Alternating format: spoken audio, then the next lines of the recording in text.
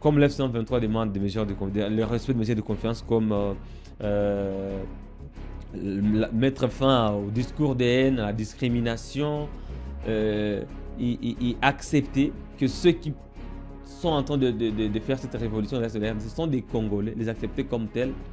Ce sont là les démarches qu'il faut soutenir. Blaise, il faudrait que le président Félix Tshisekedi accepte de se mettre sur une même table avec l'AF-123, avec tous les autres opposants, Joseph Kabila, Moïse Katumbi, tous ceux qui s'opposent à son régime aujourd'hui, et qui leur demande en face qu'est-ce que vous voulez.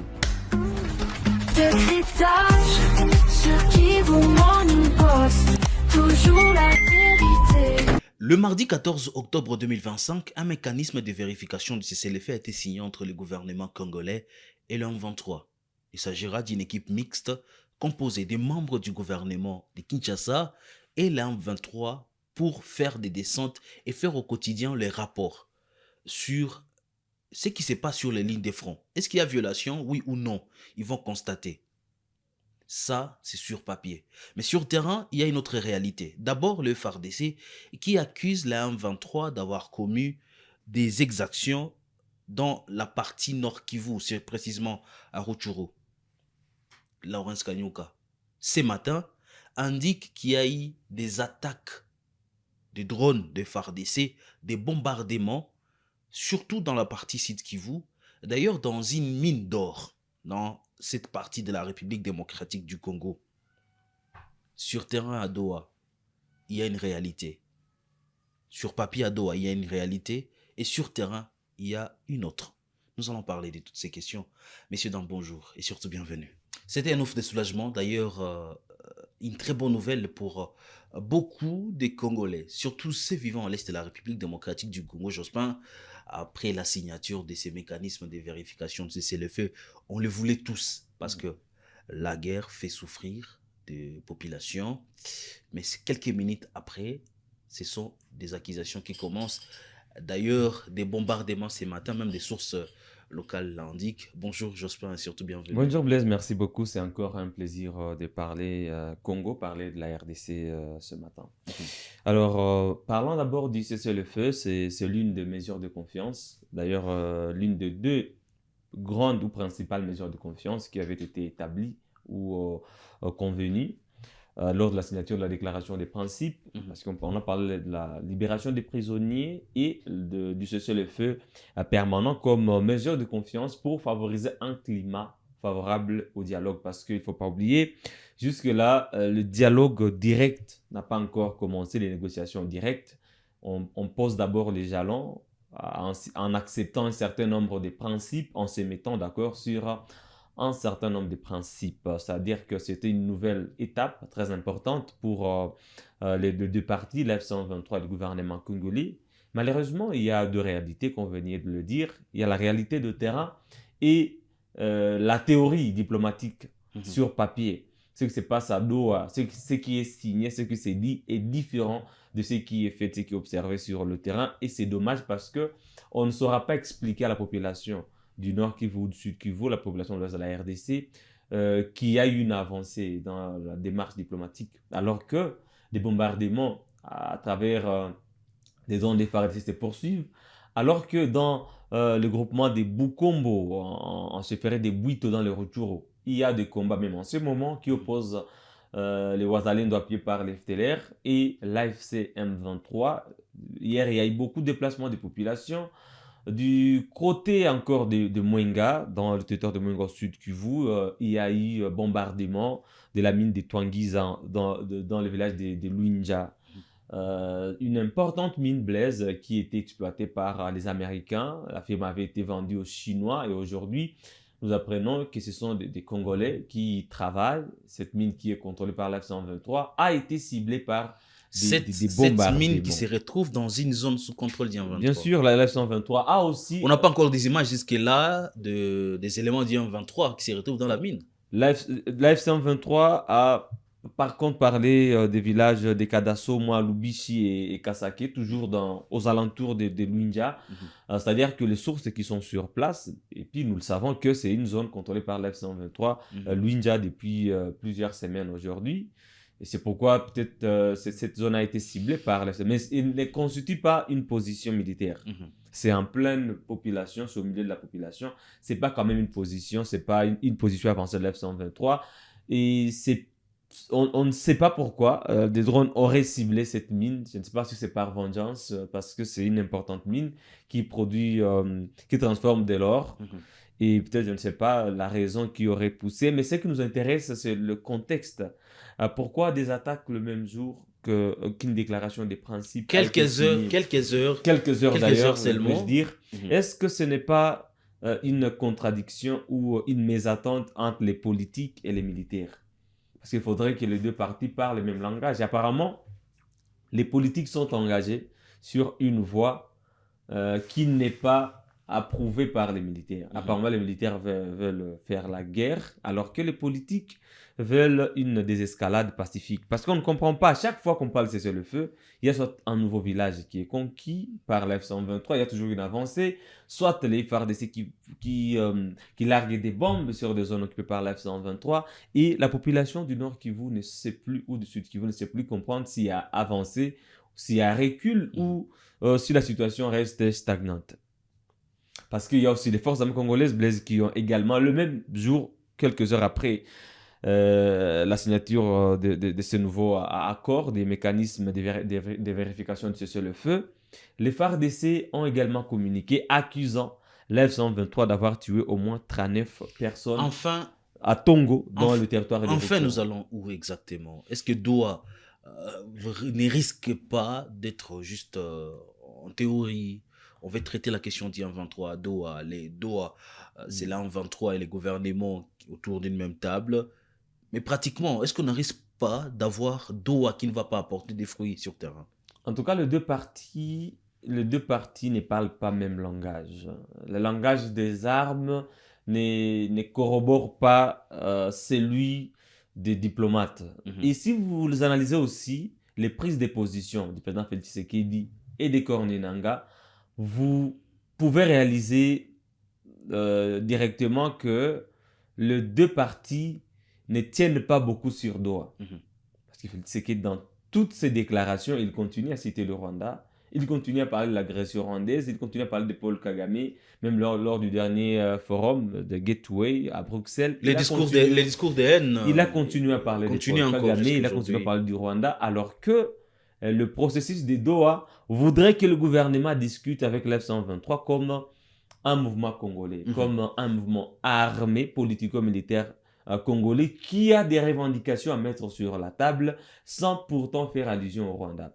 Et en signant la déclaration des principes, le gouvernement congolais a accepté de dialoguer avec la F-123, d'aller dans ce processus pour déboucher au dialogue global. Et quand on dialogue avec la F-123, on la considère comme un mouvement congolais. Mais quand le discours de Tshisekedi parle toujours du Rwanda, ça prouve que à Doha, on n'aura pas de solution. Ça prouve que même si Corneille Nangaa a accepté une désescalade du conflit, si le Rwanda n'est pas encore en bon terme avec la RDC, si ces tensions persistent, c'est-à-dire que pour Kinshasa, le conflit va continuer. C'est pourquoi cette démarche diplomatique est un peu contradictoire au narratif de Kinshasa et au narratif de Goma. Parce que quand on est aussi à Goma, Blaise, on continue à parler, on continue à observer un langage de méfiance par rapport à Kinshasa. Dans tous les discours, dans toutes les sorties de Corneille Nangaa, il a toujours parlé de Félix Tshisekedi comme le principal problème. Il a toujours parlé de la mauvaise gouvernance. Il y a aussi ce langage militaire du général-major Sultan Makenga qui parle, d'ailleurs c'est Corneille Nangaa qui l'avait dit toujours, que ce sont les FARDC qui viendront intégrer l'AFC-M23. Cela n'est pas repris dans la déclaration de principe de Doha. On sent que les deux parties ne tiennent pas vraiment à Doha. Et pour Goma, pour la partie de Goma, la solution viendra d'un dialogue inclusif national qui implique toutes les parties au conflit, où les Congolais se regardent en face et parlent de leurs problèmes et trouvent une solution. Comment cela sera possible? Ça sera un peu... Déjà, on sait que ça va prendre beaucoup de temps. Félix Tshisekedi n'est pas prêt. Au dialogue avec, avec ceux le, qu'ils considèrent comme de supplétifs du Rwanda, les émissaires du du Rwanda. côté du M23, il faut faire un dialogue national, mais sans Félix-Antoine Tshisekedi. C'est pourquoi ça devient un peu Est-ce que la guerre, complexe est-ce que la guerre et va continuer? Est-ce que compliqué. la guerre va continuer? La guerre continue sur le terrain. Si vous sentez le langage de Félix Tshisekedi quand il s'adressait à la diaspora congolaise, il ne fait pas dialoguer avec ceux-là qu'il considère comme émissaires du Rwanda. Et à la première position, on voit l'F-123 Mhm. avec tous ses animateurs. On y associe aussi Joseph Kabila et tous ces autres opposants qu'on considère être Tout proches de celui qui n'a pas l'F-123. encore dénoncé l'agression. Il est émissaire du Rwanda. Et c'est-à-dire qu'à Doha, Félix Tshisekedi envoie peut-être une délégation qui ne considère pas trop. Mhm. C'est peut-être un passe-temps. Parce qu'on ne sait pas comment quelqu'un peut tenir un discours à Bruxelles, qualifiant les Rwandais des responsables de la crise, demandant à Paul Kagame d'aller instruire à l'F-123, d'aller ordonner à l'F-123 de se retirer de Goma, de Bukavu, de toutes les zones, de cesser les hostilités. Et quelques jours après, pas même une semaine, il signe un mécanisme de vérification de cessez-le-feu avec l'F-123 et pas avec le Rwanda. C'est déjà contradictoire, ça prouve que les causes du conflit sont ailleurs, seront traitées ailleurs et pas à Doha. Mais même pour l'F-123, Corneille Nangaa qui tient un discours récemment selon lequel il va intégrer les forces armées congolaises, c'est lui qui va instaurer l'autorité de l'État, Mhm. il va aller jusqu'à Kinshasa, Mhm. mais quelques jours après, il accepte un mécanisme de vérification de cessez-le-feu. Les communiqués, Mais sur le terrain, rien ne change, aucun militaire ne les bouge communiqués, de la ligne de front. les communiqués du porte-parole de l'F-123, Laurence Kanyuka, que nous avons lu d'ailleurs, il a publié sur son compte Twitter où il alerte la communauté internationale sur ce qui se passe. Est-ce qu'il y a risque que la 123 enfin puisse réagir à ces attaques parce que, selon les récents communiqués, d'ailleurs, pas les communiqués d'aujourd'hui, il semble croire qu'ils ont bien identifié d'où viennent ces drones qui attaquent leurs positions, qui attaquent, je vais dire, les zones densément peuplées, comme Kanyuka l'a dit. Selon la 123, toutes les attaques sont orchestrées à Uvira et à Bujumbura. Ces drones viendraient de Bujumbura et d'Uvira pour cibler ces zones. Et le langage militaire de la F-123 était clair. L'ARC n'a jamais été sur la défensive, elle est toujours sur l'offensive. Et elle n'a jamais reculé. Ça veut dire on l'attaque, elle réagit. Elle protège ses positions et ses zones et n'hésite jamais de frapper ou de riposter à chaque fois qu'il y a une menace. Nous le savons tous, même dans les retours, à chaque fois que les FDLR sortent la tête, la F-123 frappe toujours, que ce soit dans le massif, dans les retours. C'est-à-dire que la F-123 a une armée qui ne se plante pas et qui est toujours prête à faire la guerre. Tous les militaires qui sont formés par la F-123, c'est pour faire la guerre. Et ils ont cette idéologie-là de combattre. Et pour certains militaires qui viennent de la formation, il faut aller jusqu'à Kinshasa. Maintenant, on se demande, cette idéologie qui est contraire au processus de paix, est-ce qu'elle va favoriser une désescalade? On se pose autant de questions. Parlons maintenant de Doha. Pourquoi avoir attendu Blaise 3 mois depuis la signature de la déclaration de principe pour aujourd'hui venir s'entendre sur un mécanisme de vérification? Et pendant ce temps, il y a un dossier encore au frigo. Ça prouve qu'il n'y a rien d'avance. La libération des prisonniers. Est-ce que c'est là aussi va attendre 6 mois, une année? Blaise, il faut être... On gagne en temps. Si on est cohérent, on doit dire qu'il n'y a rien d'avance à Doha. Parce que le mécanisme de vérification sur le fait devait être signé jusqu'à quelques jours après l'accord des principes. Mais on a dû attendre jusqu'à 3 mois. On est allé de Doha 1 jusqu'à Doha 6. On ne sait pas qu'est-ce qui bloque. Et on se pose la question maintenant sur la nécessité d'entreprendre un autre processus. Peut-être que Doha ne marchait pas. Il faudrait tourner les dos à ce processus-là et embrasser un nouveau processus. Et vous pensez d'où viendra la solution? Moi, je l'ai toujours à dit. Washington avec le Rwanda, ça ne marchait pas. Là, on parle du Rwanda et des FDLR, on ne parle pas de l'F-123. Bien sûr, je pose la question. À Washington, où la République démocratique du Congo veut finir ses différends avec le Rwanda, ça ne marchait pas. Malgré les communiqués de FARDC demandant à FDLR de se rendre à la MONUSCO ou aux positions des FARDC, ça ne marche pas de ce côté. À Doha, ce sont juste des papiers qui sont signés, mais sur terrain, ça ne marchait pas. Vous pensez que la solution viendrait d'où? Si on est réaliste, Blaise, on doit se dire la vérité, la solution viendra des Congolais. Parce que si vous voyez les demandes ou les demandes de l'F-123 et les demandes du gouvernement congolais, si on restait sur ces processus-là où chaque parti met sur la table ses demandes devant des étrangers, ça risque de prendre même 5 ans. Pourquoi je le dis? Quand l'F-123 demande par exemple un dialogue sans Félix Tshisekedi, quand l'F-123 pense que c'est elle qui va intégrer les FARDC, quand l'F-123 pense que c'est elle qui va restaurer l'autorité de l'État, quand l'F-123 demande la démission de Félix Tshisekedi, ce sont des demandes presque impossibles pour Félix Tshisekedi, qui lui pense qu'il est le seul à pouvoir organiser un dialogue, qu'il est celui qui va restaurer l'autorité de l'État, il va ramener l'armée et la police. La pensée unique dans Tshisekedi, selon les zones occupées par la Mhm. F-23. Quand on pense aussi que Tshisekedi, dans toutes ses démarches diplomatiques, dans tous ses lobbies, il demande le retrait des éléments de la F-123, qui du reste sont des jeunes filles et garçons congolais. Mhm. C'est-à-dire que les demandes de part et d'autre ne peuvent jamais amener à mettre fin au conflit. Mhm. Alors, pourquoi je soutiens aussi la démarche des opposants qui commencent à se réunir? C'est parce que la solution va venir des Congolais. Comme dans le passé, il faudrait que les Congolais se dépassent de part et d'autre. Comme l'F-123 demande le respect de mesures de confiance comme mettre fin au discours de haine, à la discrimination, et accepter que ceux qui sont en train de faire cette révolution, ce sont des Congolais, les accepter comme tels. Ce sont là les démarches qu'il faut soutenir, Blaise. Il faudrait que le président Félix Tshisekedi accepte de se mettre sur une même table avec l'AF-123, avec tous les autres opposants, Joseph Kabila, Moïse Katumbi, tous ceux qui s'opposent à son régime aujourd'hui, et qu'il leur demande en face qu'est-ce que vous voulez. Et qu'ils fassent des concessions, et que l'AF-123 aussi fasse des concessions sur certaines demandes qui semblent impossibles, afin de vivre enfin cette paix-là tant attendue depuis aujourd'hui plusieurs années. Parce que si on continuait à rester sur les deux processus de Doha et de Washington, on risque de ne pas avoir une solution à cette crise qui fait toujours des victimes. Quand on a bombardé par exemple la mine de Toangiza, je pense qu'il y a eu des victimes collatérales, il y a eu des dégâts collatéraux.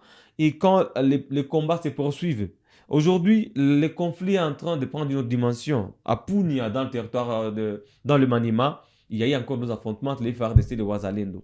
C'est-à-dire que chaque jour, il y a aussi des mouvements Ouazalendo qui naissent. Et quand le nombre de militaires ou de ceux qui prennent les armes augmente, le conflit aussi prend une autre ampleur et ça sera difficile pour le gouvernement congolais ou le régime de Tshisekedi de régler ces conflits. Comme moi, je l'ai toujours dit, Tshisekedi doit tout faire pour régler ces conflits avant la fin de son mandat. Parce que si ce n'est pas le cas, l'histoire retiendra de lui un président qui a déchiré le pays, qu'il a trouvé uni. Il a trouvé la RDC en 2019 quand elle prend le pouvoir, unie, tous les territoires étaient sous contrôle des FARDC, mais aujourd'hui le pays est divisé, il y a les Mobondo qui prennent une portion du territoire à l'ouest, Thomas Lubanga aussi Thomas contrôle Lubanga aussi qui prend une partie, la FC-M23, c'est-à-dire que le pays est rentré à l'époque de 1998, 1999, 2000 et rien du tout ne va. Et actuellement, il faudrait en tout cas que les Congolais se réunissent encore comme dans le passé pour réunifier le pays. Et si lui ne le fait pas, peut-être c'est son successeur qui le fera et l'histoire retiendra qu'il aura été le président le plus peut-être belliqueux de l'histoire de la RDC. Très bien, on va faire la bonne conscience et si ça ne marchait pas, on va forcer parce qu'il nous faut prendre conscience. Prendre conscience que ça fait mal de voir la guerre continuer. Des textes, des très bons textes, les Congolais, nous sommes experts en textes et vraiment des textes parfaits. Les textes sont signés à Doha, mais sur terrain, ça ne marchait pas. Nous devons trouver des solutions. Portez-vous bien.